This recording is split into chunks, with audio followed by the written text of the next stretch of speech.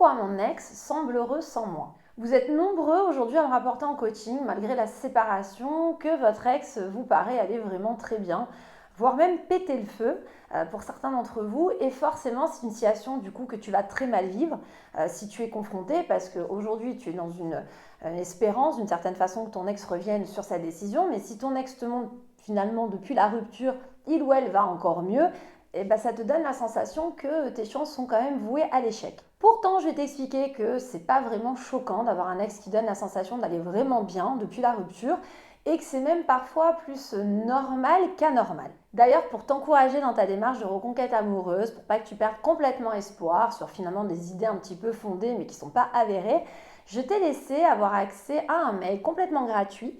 auquel tu peux avoir accès dans un lien que j'ai laissé en dessous de la description de cette vidéo, qui va t'expliquer pourquoi les ex reviennent toujours, cette phrase qu'on connaît bien, tous les ex reviennent un jour. Et je vais te donner du coup dedans 5 raisons qui amènent un ex à toujours revenir. Je te rappelle, si ce n'est pas déjà fait, que tu peux t'abonner à ma chaîne et aussi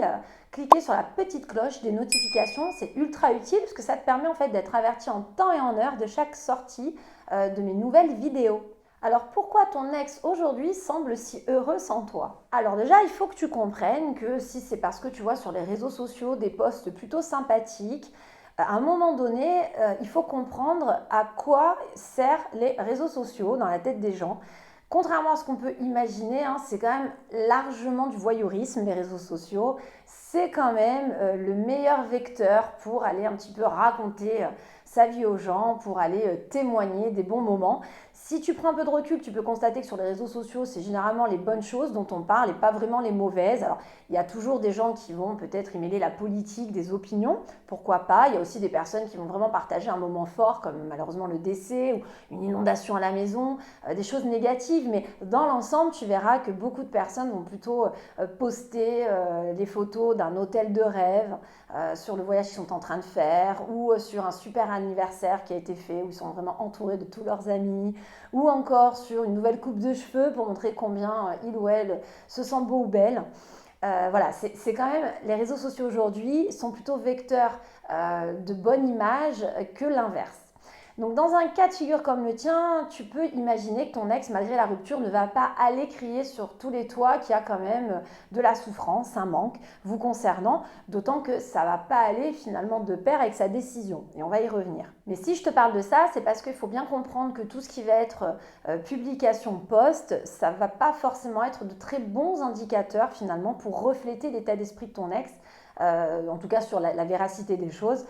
s'il y a fort à parier que ton ex aura envie de montrer que tout va bien plutôt que l'inverse. Ensuite, on peut aussi considérer qu'un ex va réellement bien après une rupture, tout simplement parce qu'il ou elle va se sentir libéré. Alors c'est sûr, quand tu entends ces mots, c'est pas rassurant, c'est pas flatteur, mais ça reste une réalité. Ça n'empêche pas que par la suite, ton ex puisse changer d'avis à votre sujet. Je le vois tous les jours en coaching, des gens qui me rapportent que leur ex aujourd'hui va super bien, et pourtant au fil des semaines de travail, on arrive à réussir la reconquête. Mais tu vas avoir affaire en fait à des personnes qui ont quand même souffert pendant la relation pour arriver au point de vouloir se séparer,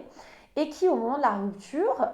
vont se sentir libérés tout simplement parce que c'est quelque chose qu'ils avaient déjà réfléchi depuis un moment mais qu'ils n'étaient pas capables de mettre en place. Comprends que même si ton ex a décidé de rompre, c'était pas forcément évident pour lui ou pour elle d'arriver finalement à agir, c'est-à-dire réussir à aller jusqu'au bout de cette démarche. Tu as des gens qui ont eu besoin d'y réfléchir pendant des mois, qui manquaient de peps pour le faire, qui avaient très peur aussi de se retrouver seuls, qui avaient très peur de se tromper parfois au niveau de cette rupture, et qui du coup étaient dans une situation anxiogène où verbaliser qu'il fallait rompre était quelque chose qui se repoussait de date en date, et quelque chose de difficile finalement, quelque chose où c'était compliqué pour eux de s'y confronter. On peut comprendre du coup que le jour où ils décident de rompre, ça devient un élément libérateur, parce qu'ils vont pouvoir souffler d'une certaine façon, se recentrer sur eux, et même s'ils sont confrontés aussi à l'inconnu, à une nouvelle vie qui s'offre à eux, ça n'empêche pour autant qu'aujourd'hui il peut y avoir des nostalgies, des manques te concernant, mais ça n'empêche aussi que comme la relation était vecteur finalement de moments compliqués, difficiles à vivre dans le quotidien, le fait de se retrouver seul aujourd'hui leur permet un petit peu finalement de respirer, de se sentir quand même bien. La bonne nouvelle dans tout ça, c'est que c'est pas parce qu'aujourd'hui ton ex passe par ce laps de temps qui lui fait du bien que ça empêche que par la suite, une fois que justement la colère peut-être par exemple se sera apaisée ou que peut-être il ou elle aura un petit peu retrouvé ses esprits. Il ne faut pas oublier des fois qu'on se sépare aussi parce qu'il y a un vrai ras-le-bol, mais que quand l'eau passe un petit peu sous les ponts, on dédramatise la situation, on se rend compte que peut-être la relation passée n'était pas si mauvaise que ça. Bref, il y a une multitude de choses qui peuvent se passer dans la tête de ton ex avec le temps, qui peut l'amener du coup à réfléchir par rapport à vous deux, notamment ton comportement, ce que tu décideras de faire justement pour l'amener à y réfléchir. Mais en attendant, voilà, c'est pas parce qu'aujourd'hui ton ex a cette sensation, enfin reflète cette sensation d'être libéré, que ça t'enlève toutes vos chances demain de vous retrouver. Ensuite, tu peux aussi avoir un ex qui aujourd'hui donne cette sensation d'aller vraiment très bien, parce que c'est quelqu'un qui veut rester crédible par rapport à la décision. Tu peux comprendre qu'un ex qui décide de rompre et qui après va dire à la face du monde qu'il va pas bien, qu'il se sent mal, c'est une façon d'expliquer aux gens que peut-être finalement sa décision n'était pas avérée ou en tout cas que c'était pas la bonne. Tu vas donc te retrouver face à un ex qui ne veut pas passer pour un fou ou pour une folle et qui va devoir rester plutôt cohérent dans son comportement pour rester aligné avec sa décision. Là encore, ça peut être surjoué, même de manière inconsciente. Ton ex, pour se donner du baume au cœur sur cette décision, pour être convaincu lui-même ou elle-même finalement que c'était intéressant de rompre et que c'était la seule solution, va se retrouver dans une posture à donner la sensation à tout le monde qu'il ou elle pète le feu, qu'il a repris le sport, qu'elle décide de faire de superbes voyages. Bref, ça en fait un peu des tonnes, parfois c'est vrai, pour justement démontrer à la face du monde que la décision était la bonne.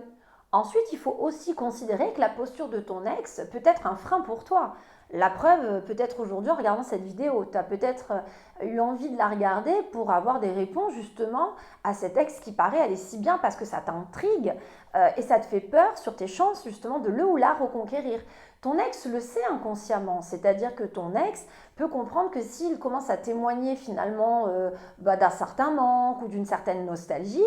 ça peut t'amener à arriver avec de grands sabots ou à vouloir ouvrir des portes. Si ton ex aujourd'hui n'est pas du tout en mesure de revoir sa décision parce qu'il ou elle a besoin de temps ou parce que tout simplement il ou elle est braqué pour le moment, ton ex n'a aucun intérêt finalement à donner la sensation inverse qu'il ou elle va très bien. Là encore, c'est faire preuve pour ton ex d'une certaine cohérence. Ton ex va se retrouver du coup à vouloir poster des tonnes de choses positives pour bien te montrer qu'il n'y a pas d'ouverture possible, que tu ne peux pas te créer quelques espoirs que ce soit vous concernant. Et puis, il y a un dernier cas de figure que je vois souvent en coaching, c'est que c'est toi en fait qui vas extrapoler la situation. C'est-à-dire que tu es tellement mal depuis cette rupture, tu te sens tellement vide, tu as tellement un gros manque par rapport à ton ex, que lorsque tu vois quelque chose de positif le ou la concernant,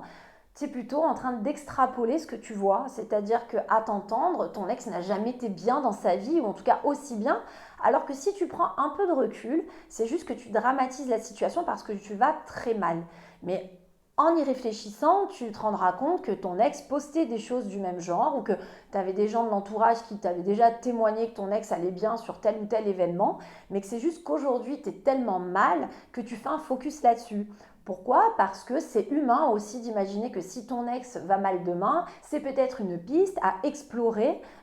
pour te prouver qu'il y a quelque chose à faire en fait et que tu as des chances de le faire changer d'avis concernant cette rupture. À ce moment-là, ça peut expliquer que dès que ton ex donne cette sensation d'aller bien, toi, tu as l'impression qu'il est juste ultra heureux ou heureuse, alors qu'en fait, il est tout simplement comme il était avant. En réalité, c'est plutôt ton cerveau qui te joue des tours et tu vas en fait manquer d'objectivité pour analyser ce type de situation. C'est pour ça que je te rappelle qu'en complément de cette vidéo, je t'ai laissé avoir accès à un mail que j'ai laissé en dessous dans la description